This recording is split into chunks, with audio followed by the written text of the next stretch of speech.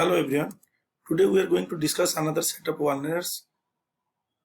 All are vitamin K dependent coagulation factors except is it factor 2, factor 8, 9 or 10. Which one among these four is not a vitamin K dependent coagulation factor? Answer is factor 8. We know 2, 7, 9, 10. These are the vitamin K dependent coagulation factors. Others are protein C and protein S. The deficiency can cause hemorrhagic disease of the newborn. This hemorrhagic disease of the newborn is classified into early, classic and late variety. What do you mean by early? Hemorrhagic disease of the newborn, the new name is vitamin K deficiency bleeding. Vitamin K dependent factors are severely low. Factor 2, 7, 9, 10, protein C and protein C are deficient. It manifests like bleeding from various sites like your GI, nasal, subgaleal and intracarinal spaces. 3 types: early onset, that is if the bleeding is in the first 24 hours, within the first 24 hours, then it is early onset. Classic is bleeding between 2 to 7 days and late onset 1 to 6 months of life. Next, peripheral pulmonary stenosis may be seen in all except among these 4 syndromes, that is Williams syndrome, Alagille syndrome, Rubella syndrome and congenital CNV. Which one, in which case we will not get peripheral pulmonary stenosis? The answer is congenital CMV infection. As you know, Williams syndrome, the classical picture is like this. There is a very much cocktail type of personality, long philtrum, broad mouth, short nose with bulbous nasal tip, cocktail personality. This is most important. And what else we'll get? We'll get hypercalcemia in Williams syndrome. We'll get supravalvular type of aortic stenosis most commonly in case of Williams syndrome, but we can get peripheral pulmonary stenosis and pulmonary valvular stenosis in case of Williams syndrome.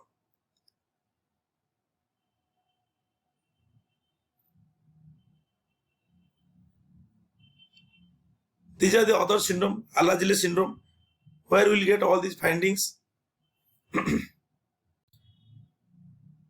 This is that congenital rubella syndrome, where we will get cataract, we can get a microcephaly, we can get congenital heart disease, that is PDA. These are the classical findings.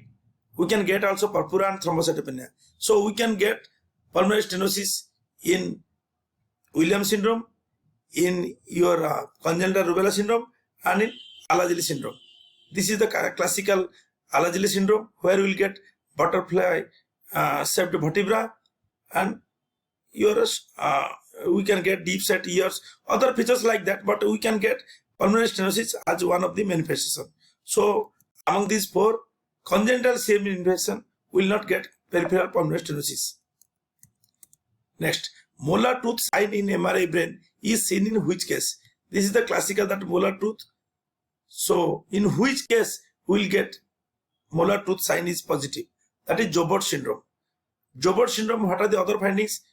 This is the normal MRI, but in Jobert syndrome we will get cerebral vermis hypoplasia, we will get depend your interpeduncular fossa and elongated superior congenital peduncles. So this is your classical of Jobert syndrome. We can remember molar tooth sign is present in Jobert syndrome.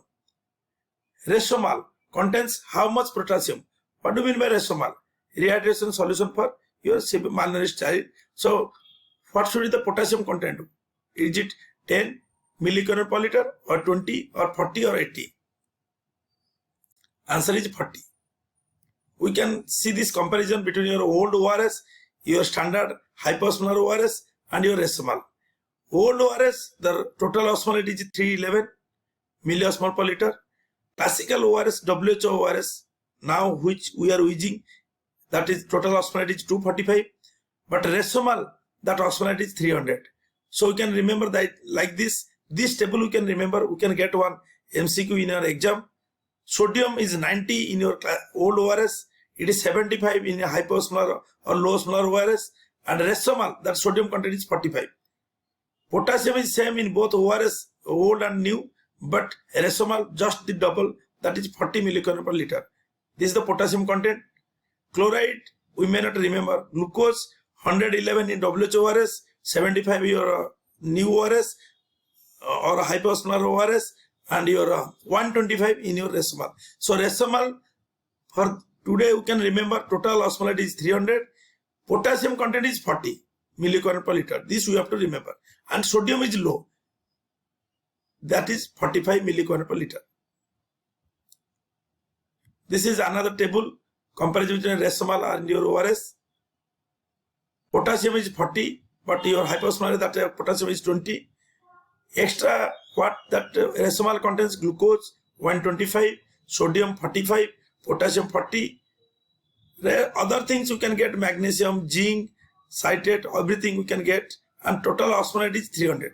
This we can remember. Next, between Angelman syndrome and Prader-Willi syndrome, which one is because of maternal uniparental disomy? What do we mean by that?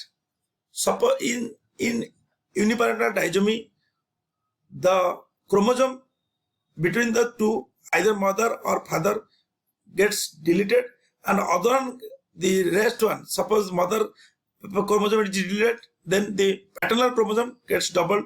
That is your paternal uniparental disomy.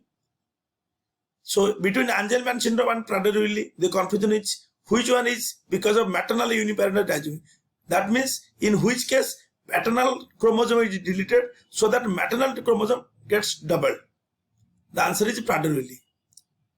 So this is the classical picture which we can remember. Suppose the paternal chromosome is there, chromosome number 15. From father there are two. Mother, suppose mother chromosome gets deleted, then paternal, the chromosome from the father gets doubled. That is your Angelman.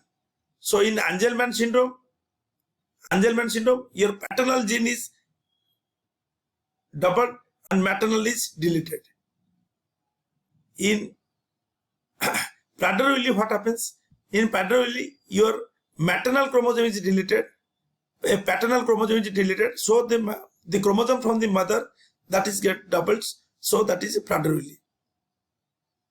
So this we can remember in uniparental disomy, chromosome either from the mother or from the father gets deleted, the other one doubled, and that is called either maternal uniparental disomy or paternal uniparental disomy. Suppose this chromosome from the mother is deleted, then that is your Angelman. Angelman mother. This we can Angel mother. This we can remember. And if chromosome from the father gets deleted, then that is Prader-Willi. Next, in Treacher-Collins syndrome, all are seen except. These are the findings.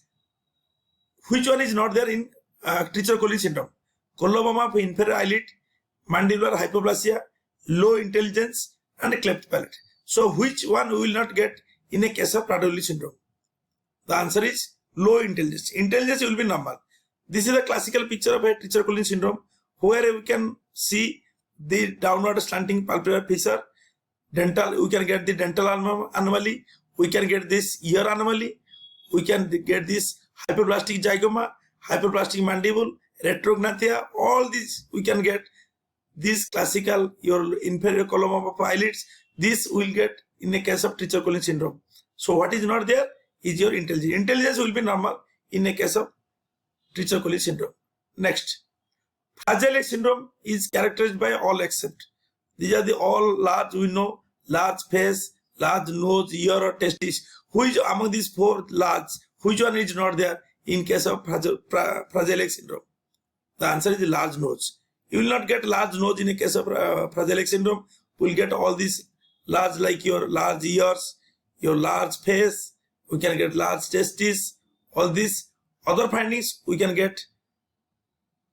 We can get mitral valve prolapse. We can get hollow chest, hypotonia. All these, but these large nodes is not there in case of Fragile X syndrome. This is the usual MCQ used to ask in exam. So we have to remember everything is large, but not the large nodes. Next, pellagra in maize eating population is mainly due to what? We know pellagra is due to your vitamin, your niacin. What is the cause of this pellagra? Is it niacin in bound form? Is it deficiency of tryptophan? Is it excess of leucine or high consumption of milk and milk products? The answer is excess of leucine that prevents conversion of your tryptophan to niacin. Excess of leucine is the culprit behind this pathogenesis. Niacin is formed from tryptophan. Excess leucine present in milk prevents the conversion of tryptophan to niacin, ultimately leading to pellagra. Taste perception of the baby develops at what age? It's an interesting MCQ. Is it present at birth, or is it present after 1 month, or 4 months, or at 6 months? The answer is birth. So you can remember this, that test for person in newborn baby do present at birth itself. Next, MCHAT is used for screening tool for what? This we can get one MCQ like this, one liner like that. MCHAT is used for, is it for autism or ADHD or visual acuity or partial hearing defect? The answer is your autism. This is the classical table with some questionnaire will be there. We'll ask either according to the answer of the parents, we can mark yes or no like that. All these questions we have to ask to a parent. Then we can know whether the child is having features of autism or not. Last question, which one of the following vaccine should not be deep freezed? So in the freezer compartment, there are upper racks, your freezer compartment, upper racks, middle racks, and lower racks. So in which among these 4 vaccines should not be freezed, should not be kept in the freezer compartment? Is it OPV, is it measles, is it BCG, or DPT? The answer is DPT. So this is that picture which you can remember. This upper part, that is your freezer compartment. We have to keep this OPV vials. We can keep this BCG and measles in this freezer compartment. And upper rack we have to keep upper rack we can keep BCG and measles. But in the middle compartment we can keep all these vaccines like your DPT, typhoid, hepatitis C, hepatitis B, and varicella. In the lower part we can keep the diluents. But the DPT, hepatitis C, hepatitis B, varicella, all these vaccines we cannot keep in the freezer compartment. This we have to remember.